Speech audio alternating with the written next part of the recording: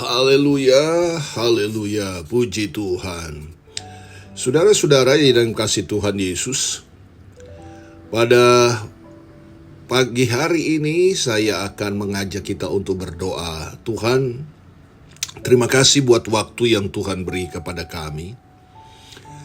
Dan kami bersyukur Tuhan tetap pelihara dan menjaga kami. Dan itulah harapan kami, sehingga apa yang kami lakukan sepanjang waktu ini semuanya bermanfaat untuk kemuliaan Tuhan. Engkau lindungi kami, pikiran kami, hati kami, supaya kami selalu ada sukacita yang dikerjakan oleh Roh Kudus. Dalam nama Yesus kami mau mendengar renungan firman-Mu. Amin. Saudara-saudara dalam kasih Tuhan, pada kesempatan ini saya mengajak kita untuk membuka di dalam kitab 2 Tawari, pasal 19 ayat 2, berkata seperti ini. Sewajarnyakah engkau menolong orang fasik dan bersahabat dengan mereka yang membenci Tuhan? Karena hal itu Tuhan murka terhadap engkau.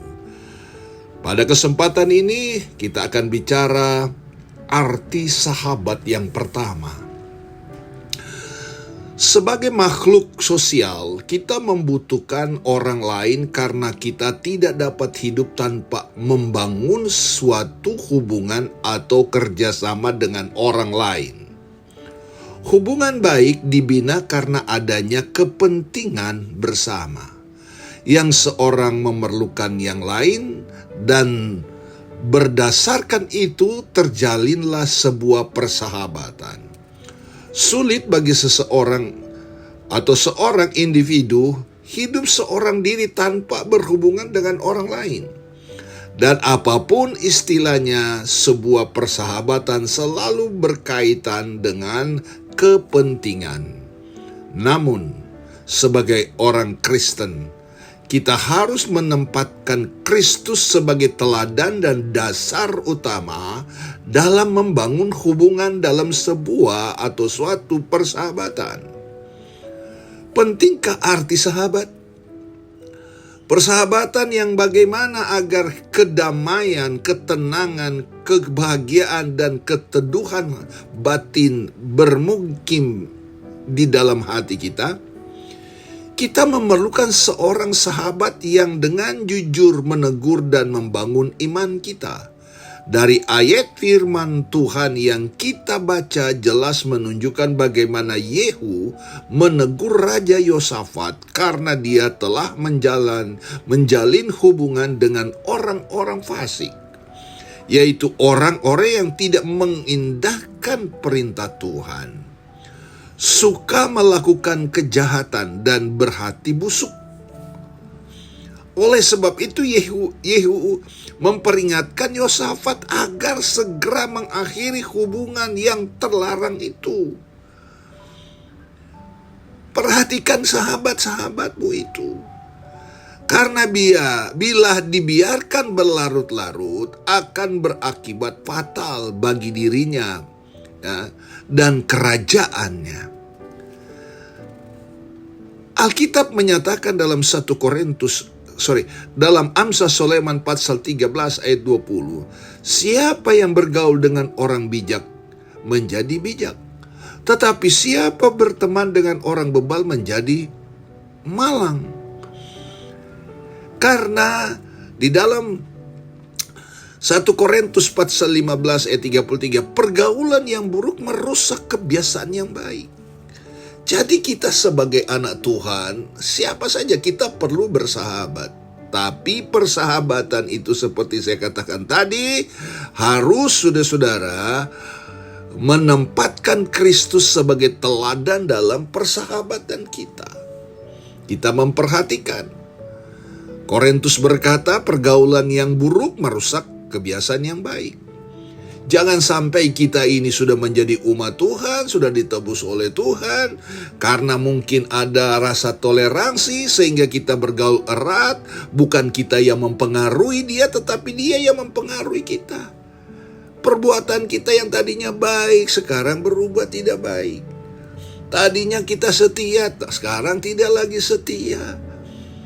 Tadinya kita begitu bersemangat di dalam melayani, berkorban, melakukan firman Tuhan.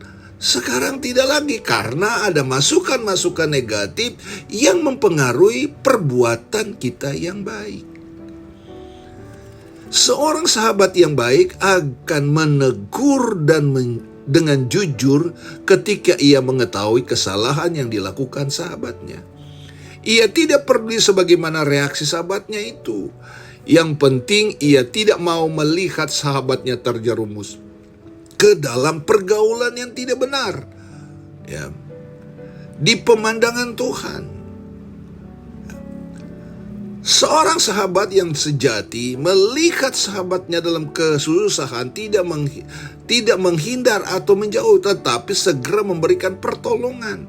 Bila tidak mampu menolong secara materi, ia memberikan jalan keluar dengan nasihat yang bijak. Ia bisa menjadi saudara ketika sahabatnya berada di dalam kesukaran, bukan malah memutuskan persahabatan itu. Jadi saudara-saudara dalam kasih Tuhan Yesus, jadi kita membaca di dalam ayat yang kita sudah baca tadi, saudara-saudara, bagaimana Yosafat diingatkan ya oleh Yehu, ya, sewajarnyakah engkau menolong orang fasik dan bersahabat dengan mereka yang membenci Tuhan? Karena hal itu Tuhan murka terhadap engkau.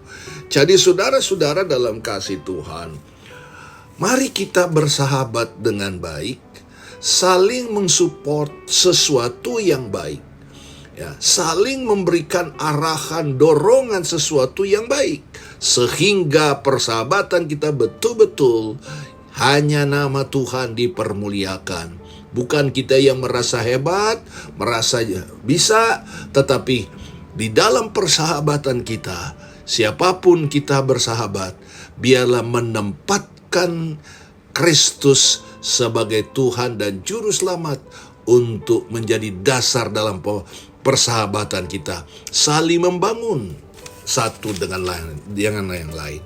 Dan saya percaya, kalau kita punya niat baik dalam bersahabat, dalam menjadi berkat bagi orang lain, maka persahabatan kita adalah persahabatan yang terpuji di pemandangan Tuhan. Kiranya Tuhan tolong kita di dalam kita bersahabat, dan kita berdoa supaya Tuhan menjadikan persahabatan kita berkat dan nama Tuhan dipermuliakan. Tuhan Yesus memberkati kita semua. Amin.